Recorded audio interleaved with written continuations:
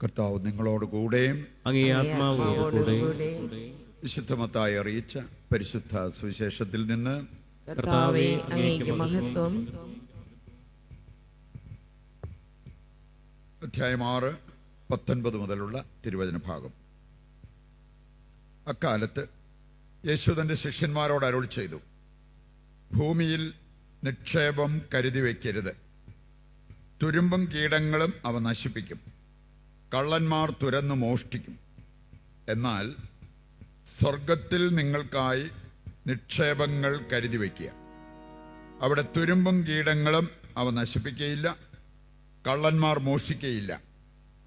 നിങ്ങളുടെ നിക്ഷേപം എവിടെയോ അവിടെയായിരിക്കും നിങ്ങളുടെ ഹൃദയവും. കണ്ണാണ് ശരീരത്തിൻ്റെ വിളക്ക്.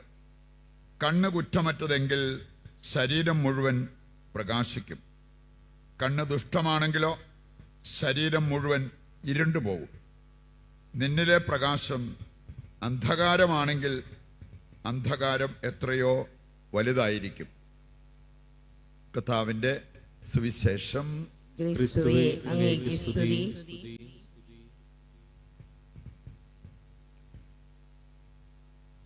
ഈശോയിൽ പ്രിയപ്പെട്ടവരെ, തിരുസഭയിൽ നമ്മൾ അനുസ്മരിക്കുന്ന വിശുദ്ധൻ അലോഷ്യസ് ഗൊൺസാഗ, ഈശോ സഭക്കാരൻ. അദ്ദേഹം സഭയിൽ ചേർന്നതിൻ്റെ ഉദ്ദേശം അദ്ദേഹം വെളിപ്പെടുത്തുകയുണ്ടായി. അദ്ദേഹം പറഞ്ഞത് ഇപ്രകാരമാണ്: എൻ്റെ ജീവിതം, എൻ്റെ ശരീരം ഒരു വളഞ്ഞ ഇരുമ്പ് വടി പോലെയാണ്. ഈ ഇരുമ്പ് വടി നേരെയാക്കണം.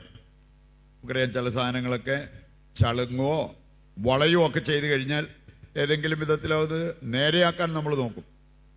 ഇതുപോലെ എൻ്റെ ജീവിതം, വളഞ്ഞിരിക്കുന്ന ഈ ജീവിതം എനിക്ക് നേരെയാക്കണം. അതിനൊരു ചുറ്റിക ആവശ്യമാണ്, ഹാമർ. അദ്ദേഹം പറഞ്ഞത്, ഞാൻ കണ്ടെത്തിയ ചുറ്റിക പ്രാർത്ഥനയും ആശാനിഗ്രഹവും. അത് പ്രാവർത്തികമാക്കാൻ അദ്ദേഹത്തിന് തോന്നി സമർപ്പണ ജീവിതം, അതാണ് നല്ലത്. അങ്ങനെയാണ് അദ്ദേഹം ഈശോ സഭയിൽ ചേർന്നത്. ഈ ഒരു കാഴ്ചപ്പാട് നമുക്കുണ്ടെങ്കിൽ സഭയിലൊന്നും ചേർന്നില്ലേലും, വിവാഹ ജീവിതം നയിക്കുന്നവരാണേലും അവിവാഹിതരായിട്ട് ജീവിക്കുന്നവരാണേലും നമുക്ക് നമ്മുടെ ജീവിതത്തെ നേരെയാക്കണമെങ്കിൽ നേരെയാക്കാൻ പറ്റും. അതിന് ആവശ്യമായ കാര്യം അദ്ദേഹം പഠിപ്പിക്കുന്നുണ്ട്: നിരന്തരമായ പ്രാർത്ഥന, ആശാനിഗ്രഹം. നമുക്കറിയാലോ, വിശുദ്ധ ഫ്രാൻസിസ് സാലസ് ഒരു കാലത്ത് മുൻകോപിയായിരുന്നു. അദ്ദേഹം അതിനൊരു മാറ്റം വരുത്തണമെന്ന് ആഗ്രഹിച്ചു, മനസ്സുറപ്പിച്ചു. പിന്നെ അവിടെ മുതൽ അങ്ങോട്ട് പ്രാർത്ഥനയായിരുന്നു. ഈ മുൻകോപത്തിൽ നിന്ന് തന്നെ മോചിപ്പിക്കണം. മാത്രമല്ല, അദ്ദേഹത്തിന് മനസ്സിലായി, പ്രാർത്ഥന മാത്രം പോരാ, ഈ കാര്യം നിറവേറണമെങ്കിൽ അതിൻ്റെ വിപരീത പുണ്യം പരിശീലിക്കണം. അങ്ങനെ ദീർഘക്ഷമ, എപ്പോഴെല്ലാം ദേഷ്യപ്പെടാനുള്ള ഒരു സാഹചര്യം ഉയർന്നു വരുന്നോ അപ്പോഴെല്ലാം അദ്ദേഹം പ്രാർത്ഥിക്കുമായിരുന്നു, കർത്താവേ, ദീർഘക്ഷമ അതെനിക്ക് നൽകണമേ, ഇവിടെ ഞാൻ ദേഷ്യപ്പെടാതിരിക്കാൻ എന്നെ സഹായിക്കണം. അങ്ങനെ കുറേ നാളത്തെ പരിശ്രമം കൊണ്ട് അദ്ദേഹം ഏറ്റവും സൗമ്യനായ വിശുദ്ധനായി മാറി. രണ്ടും രണ്ടറ്റമാണ്. ഒന്ന് മുൻകോപം, മറ്റേത് സൗമ്യനായ വിശുദ്ധൻ. അപ്പം അതുകൊണ്ട് ഈ അറ്റത്ത് നിന്ന് മറ്റേ അറ്റത്തേക്ക് അദ്ദേഹത്തെ കൊണ്ടുപോയത് പ്രാർത്ഥനയും അതുപോലെ തന്നെ വിപരീത പുണ്യം, തൻ്റെ ദുർഗുണത്തിൻ്റെ വിപരീത പുണ്യം പരിശീലിക്കാൻ അദ്ദേഹം തയ്യാറായി. അതിൻ്റെ ഫലമായിട്ടാണ് ഇങ്ങനെയൊരു മാറ്റം അദ്ദേഹത്തിൻ്റെ ജീവിതത്തിൽ വന്നത് എന്ന് നമ്മൾ തിരിച്ചറിയണം. ഇവിടെ ഏതെല്ലാം വിധത്തിലുള്ള വളമാണ് നമ്മുടെ ജീവിതത്തിനുള്ളത് മനസ്സിലാക്കാൻ നമ്മളെ സഹായിക്കുന്ന 2 വായനകളാണ് നമ്മളിന്ന് കേട്ടത്. ആദ്യ വായന അത്താലിയ ദുഷ്ടത പ്രവർത്തിച്ചതിനെക്കുറിച്ചും അതിൻ്റെ ഫലമായിട്ട് അവളുടെ അന്ത്യം എങ്ങനെയായിരുന്നു. ആലയത്തിൽ നിന്ന് അവളെ പിടിച്ച് പുറത്തിറക്കി പുറത്തു കൊണ്ടുപോയി നിർത്തിയിട്ട് വധിച്ചു, തലവെട്ടി. അത്താലിയ ചെയ്തത് അതുപോലത്തെ ക്രൂരതയാണ്. ഇനി അവൾ അറിയാതെ ഒരു രാജപുത്രനെ ഒളിപ്പിച്ചു വെച്ചിരുന്നത് കൊണ്ടാണ് പിന്നീട് അവനെ കൊണ്ടുവന്നിട്ട് രാജാവായിട്ട് കിരീടമണിയിക്കുന്നതിനെക്കുറിച്ച് നമ്മൾ കേട്ടു. ഒരു കാര്യം വചനം കൃത്യമായിട്ട് നമ്മളെ പഠിപ്പിക്കുന്നുണ്ട്: നിന്റെ പ്രവൃത്തി നിന്റെ തന്നെ തലയിൽ വന്ന് വീഴും. ഇതുപോലെ ഈ അധികാരത്തിന് വേണ്ടി, സമ്പത്തിന് വേണ്ടി തിരിമറി കാണിച്ചാൽ അതുമൂലം നമ്മുടെ ജീവിതത്തിൽ വരാവുന്ന അനർത്ഥം വലുതാണ് എന്നത് നാം വിസ്മരിക്കരുത്. സുഭാഷിതങ്ങൾ 22-ന്റെ 8-ാമത്തെ വചനം എടുക്കുമ്പോൾ അവിടെ പറഞ്ഞിരിക്കുന്നൊരു കാര്യമുണ്ട്: നീ അനീതി വിതച്ചാൽ അനർത്ഥം കൊയ്യേണ്ടി വരും. അങ്ങനെ അനർത്ഥം കൊയ്യേണ്ടി വന്ന നിരവധി വ്യക്തികളെക്കുറിച്ച് ബൈബിളിൽ നമ്മൾ കാണുന്നുണ്ട്. ദുഷ്ടത വിതച്ചതിൻ്റെ പേരിൽ അനർത്ഥം കൊയ്യേണ്ടി വന്നത്. അതിലൊരാളാണ് അത്താലിയ. അതുപോലെ തന്നെ നമുക്ക് കാണാൻ സാധിക്കും അബിമേലെക്ക്. ന്യായാധിപന്മാരുടെ പുസ്തകം 9-ാം അധ്യായം വായിച്ചാൽ അബിമേലെക്ക് അവൻ്റെ തന്നെ കുടുംബത്തിലുള്ള 70 പേരെ ഒരേ കല്ലിൽ വെച്ച് വധിച്ച് രാജാവായവനാണ്. പക്ഷെ അവസാനം അവൻ്റെ അന്ത്യം എങ്ങനെയായിരുന്നു എന്ന് ബൈബിൾ നമ്മളെ പഠിപ്പിക്കുന്നുണ്ട്. ഒരു സ്ത്രീ തിരികല്ല് അതുകൊണ്ട് അവൻ്റെ തലക്കെട്ടടിച്ചിട്ട് അവൻ്റെ തലയോട്ടി പൊട്ടി അവൻ മരിക്കുന്ന രംഗം നമുക്ക് കാണാൻ സാധിക്കും. ന്യായാധിപന്മാർ 9-ാം അധ്യായം വായിച്ചാൽ ഇതെല്ലാം അവിടെ പറഞ്ഞിരിക്കുന്ന കാര്യങ്ങളാണ്. അപ്പം അതുകൊണ്ട് നമ്മുടെ പ്രവൃത്തി ദുഷ്പ്രവൃത്തിയാണെങ്കിൽ അതനുസരിച്ച് അതിൻ്റെ ശിക്ഷ നമ്മുടെ മേൽ വന്നു വീഴും എന്നുള്ളത് നാം മനസ്സിലാക്കിക്കൊണ്ട് ദുഷ്പ്രവൃത്തി ചെയ്യാതെ നല്ലത് ചെയ്ത് നമ്മുടെ ജീവിതത്തിൽ മുമ്പോട്ട് പോകാൻ പറ്റണം. അത് നമുക്ക് അനുഗ്രഹമാകും, നമ്മുടെ വരും തലമുറയ്ക്ക് അനുഗ്രഹമായി മാറും എന്നുള്ളത് നാം തിരിച്ചറിയണം. ഇന്നത്തെ സുവിശേഷഭാഗം നമ്മെ ഓർമ്മിപ്പിക്കുന്നുണ്ട്, നമുക്ക് നമ്മുടെ പ്രയോറിറ്റി ഫിക്സ് ചെയ്യാൻ പറ്റണം എന്ന് പറഞ്ഞാൽ 1-ാം സ്ഥാനം കൽപ്പിക്കേണ്ടതിന് 1-ാം സ്ഥാനം കൽപ്പിക്കണം. കർത്താവിൻ്റെ കൽപ്പനകളെല്ലാം നമ്മളെ പഠിപ്പിക്കുന്ന ഒരു കാര്യം, ദൈവത്തെക്കാൾ വലുതായിട്ട് ആരും നിന്റെ ജീവിതത്തിൽ ഉണ്ടാകരുത്. ദൈവത്തെ അനുസരിക്കുന്നതിന് തടസ്സമാകുന്ന ഒരു മോഹവും ഒരു സ്വപ്നവും നിനക്കുണ്ടാകരുത്. അങ്ങനെയുള്ളവരോട് ദൈവം എന്ത് പറഞ്ഞാലും അത് അനുസരിക്കാൻ പറ്റും. അനുസരിക്കുന്നവർക്ക് ദൈവം വാഗ്ദാനം ചെയ്തിരിക്കുന്നത് വലിയ അനുഗ്രഹമാണ് താനും. പറയുന്നുണ്ട്, നമ്മളെ സംബന്ധിച്ചിടത്തോളം ദൈവത്തിന് കൊടുക്കേണ്ട സ്ഥാനം ദൈവത്തിന് കൊടുക്കണം, പ്രാർത്ഥനയ്ക്ക് കൊടുക്കേണ്ട സ്ഥാനം പ്രാർത്ഥനയ്ക്ക് കൊടുക്കണം.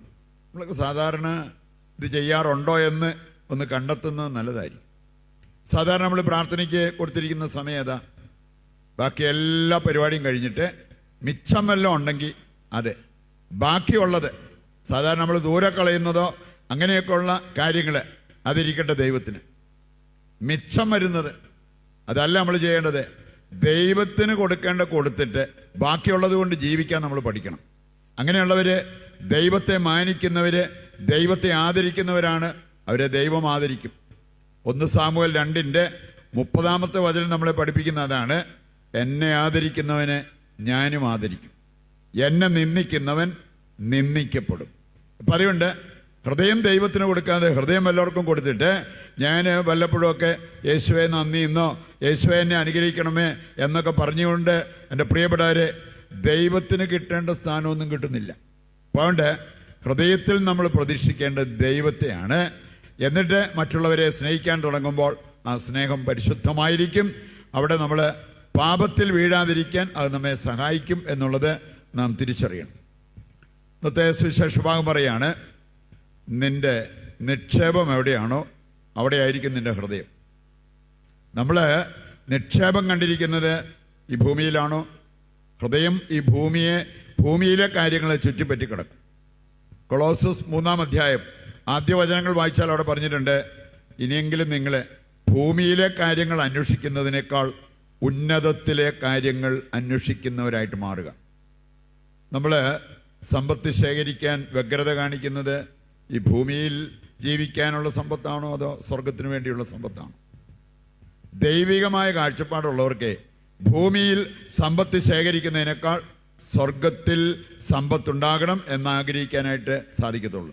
ഇതിൻ്റെയൊക്കെ വെളിച്ചത്തിൽ നമ്മൾ ചിന്തിക്കുമ്പോൾ നമ്മൾ ശരിക്കും 1-ാം സ്ഥാനം ദൈവത്തിന് കൊടുക്കുന്നുണ്ടോ എന്നുള്ളത് മനസ്സിലാക്കാനായിട്ട് ഒരുപാട് നമ്മൾ ബുദ്ധിമുട്ടേണ്ടതില്ല. പ്രിയപ്പെട്ടവരെ, നമ്മളെ സംബന്ധിച്ചിടത്തോളം കീടങ്ങൾ നശിപ്പിക്കാത്ത, കള്ളൻ മോഷ്ടിക്കാത്ത സമ്പത്ത്, സ്വർഗീയ സമ്പത്ത്, അത് നമ്മൾ സമ്പാദിക്കണം. ലൗകിക സമ്പത്തിനോട് തുലനം ചെയ്യുമ്പോൾ ആത്മീയ സമ്പത്ത് ഒരുപാട് ഉയർന്നു നിൽക്കുന്നതാണ്. അതിന് ആ കാഴ്ചപ്പാട് ഇല്ലാത്ത വ്യക്തികൾക്കാണ് ഈ ഭൂമിയിലെ കാര്യങ്ങൾ മാത്രം അന്വേഷിച്ചു പോകാനുള്ള ആ ഒരു പ്രവണത ഉണ്ടാകുന്നത്. അവരുടെ ശരീരം പോലും പ്രവർത്തിക്കുന്നത് അപ്രകാരമായിരിക്കും. ഹൃദയം ശരിയല്ലെങ്കിൽ നമ്മുടെ ശരീരത്തിൻ്റെ ഓരോ അവയവങ്ങളും നേരെ ചൊവ്വേ പ്രവർത്തിക്കത്തില്ല. ഹൃദയം ശരിയായിരിക്കണം. ആ ഹൃദയം, തിരുഹൃദയം, അതിൽ ഇന്നു മുതലുള്ള ആ ഒരു എപ്പിസോഡുകൾ അതിനകത്ത് സൂചിപ്പിച്ചിരിക്കുന്ന ഒരു കാര്യം ഇതാണ്: നമ്മുടെ ഹൃദയത്തെ വിരൂപമാക്കുന്ന കാര്യങ്ങൾ. ഏതെല്ലാം വിധത്തിൽ നമ്മുടെ ഹൃദയം വിരൂപമാകാം. വിശുദ്ധ കൊച്ചു ത്രേസ്യ സൂചിപ്പിച്ച ഒരു കാര്യം, നമുക്കൊരു ഹൃദയം ദൈവം തന്നിട്ടുണ്ട്, അത് സ്നേഹിക്കാനുള്ളതാണ്. സ്നേഹിക്കാതിരിക്കുന്നവർ അവരുടെ ഹൃദയം വിരൂപമാക്കുന്നു. എന്തിനും ഏതിനും പ്രധാനപ്പെട്ടത് ഹൃദയമാണ്. ആ ഹൃദയം വസിക്കേണ്ടടുത്ത് വസിക്കണമെങ്കിൽ നിക്ഷേപം നന്നായിരിക്കണം എന്നുള്ളത് കർത്താവ് നമ്മെ ഓർമ്മിപ്പിക്കുകയാണ്. മാത്രമല്ല, നമ്മുടെ കണ്ണുകൾ നമ്മുടെ ശരീരത്തിൻ്റെ വിളക്ക് പോലെ മാറണം. ഈ കണ്ണ് ഇരുണ്ടു പോയാൽ, കണ്ണ് ദുഷിച്ചതായാൽ, എൻ്റെ പ്രിയപ്പെട്ടവർ, നമ്മുടെ ശരീരം മുഴുവൻ ഇരുട്ടിലായിരിക്കും. ജോബ് 31 അധ്യായം എടുത്താൽ അതിൻ്റെ ആദ്യ വചനം തന്നെ പറയുന്നുണ്ട്. ജോബ് പറയുന്നത്, ഞാൻ എൻ്റെ ദൈവവുമായിട്ട് എൻ്റെ കണ്ണുകൾ കൊണ്ടൊരു ഉടമ്പടി സ്ഥാപിച്ചു. എ കവനന്റ്, ഉടമ്പടി. അതുകൊണ്ട് എനിക്ക് ഒരാളെ തെറ്റായ രീതിയിൽ നോക്കാൻ പോലും പറ്റില്ല. അപ്പോൾ നമ്മുടെ ഹൃദയം കൊണ്ട് ദൈവവുമായിട്ട് ഒരു ഉടമ്പടി സ്ഥാപിച്ചു കഴിഞ്ഞാൽ നമുക്ക് തിന്മ ചിന്തിക്കാനോ തിന്മ പറയാനോ ഒന്നും സാധ്യമല്ല. ആ ഒരു അവസ്ഥയിലേക്ക് നമ്മുടെ ജീവിതത്തെ ഉയർത്തണം എന്നുള്ളത് ദൈവം നമ്മെ ഓർമ്മിപ്പിക്കുകയാണ്. അതിനുവേണ്ട കൃപയ്ക്കും അനുഗ്രഹത്തിനുമായിട്ട് ഈ ബലിയിൽ ദൈവത്തോട് നമുക്ക് പ്രത്യേകം പ്രാർത്ഥിക്കുകയും ചെയ്യാം.